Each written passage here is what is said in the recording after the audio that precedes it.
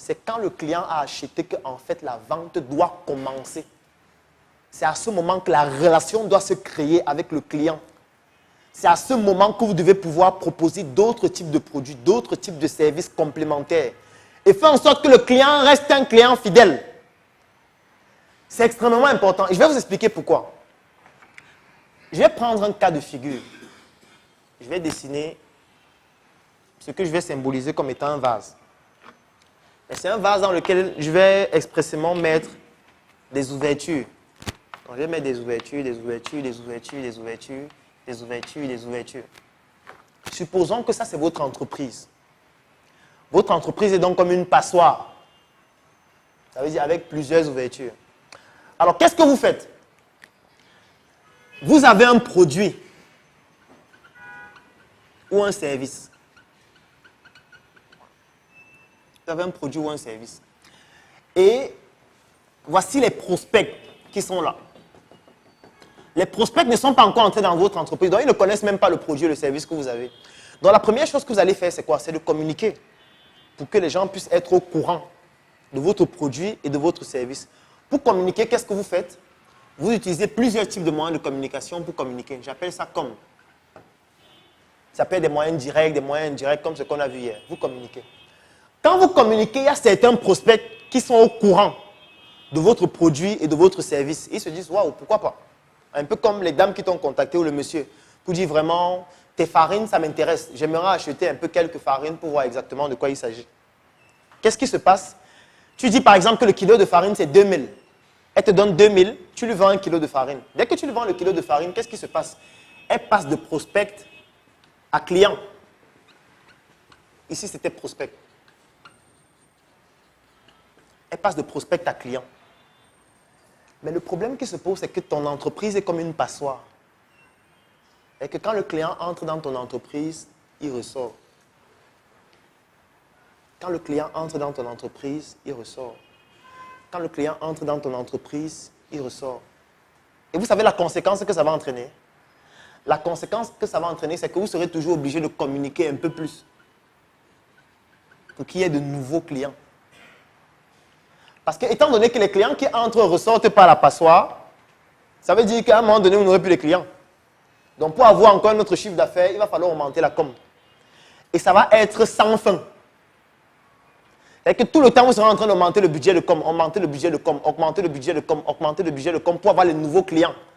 Parce que les clients que vous avez obtenus, étant donné que vous n'avez pas créé une relation avec ces clients, étant donné que vous n'avez pas permis à ces clients de bénéficier d'une expérience client excellente, étant donné que vous ne travaillez pas sur la base de données de vos clients, afin de pouvoir leur proposer des services, faire en sorte qu'ils s'abonnent et surtout créer une relation avec eux, qu'est-ce qui se passe?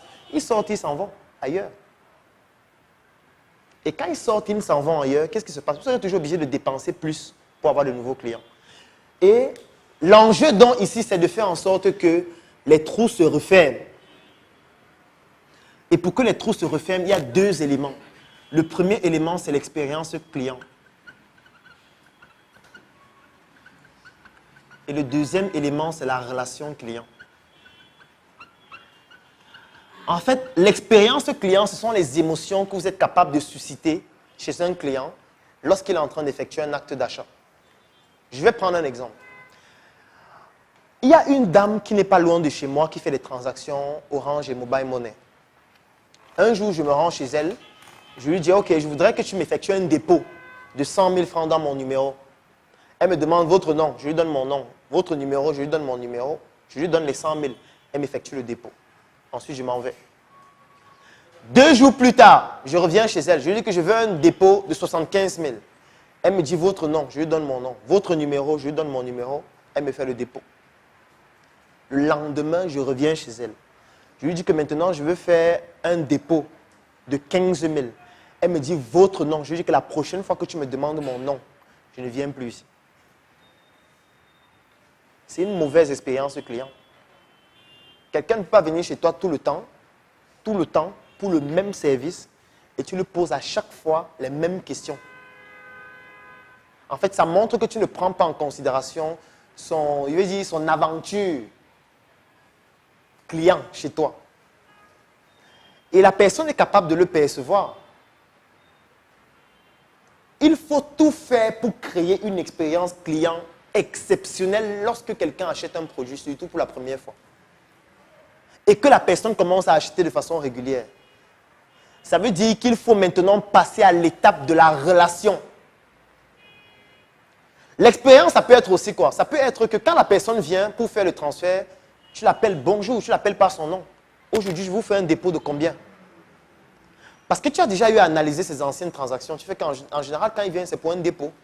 En général, quand elle vient, c'est pour un dépôt. Je connais déjà son nom, je connais son numéro. Et j'anticipe directement. Pour faire comprendre à la personne que, en fait, je comprends ton besoin. Et je voudrais que désormais, ce soit avec moi que ça se fasse.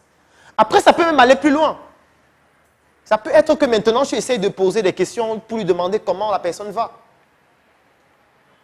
Que depuis peut-être une semaine, tu ne la vois pas. Est-ce que ça va bien? Est-ce que le boulot, ça va et tout? Il faut quitter de la vente uniquement, de parler juste de votre produit pour créer la relation avec la personne à qui vous êtes en train de vendre le produit. Parce que la relation à elle va permettre de pouvoir vendre beaucoup plus d'autres choses par la suite. C'est pour ça que je dis que la vente commence après la vente. Il est extrêmement important de comprendre que quand vous avez vendu un produit, ça ne doit pas s'arrêter là. Ça ne doit pas s'arrêter là. Si ça s'arrête là, vous avez perdu. Parce que le problème qui se pose, c'est que vous n'êtes pas le seul à vendre le produit et le service là. Ça veut dire que quand vous êtes en train de négliger les clients que vous avez déjà obtenus, qu'est-ce qui se passe? Il y a d'autres personnes qui vont aller les fidéliser.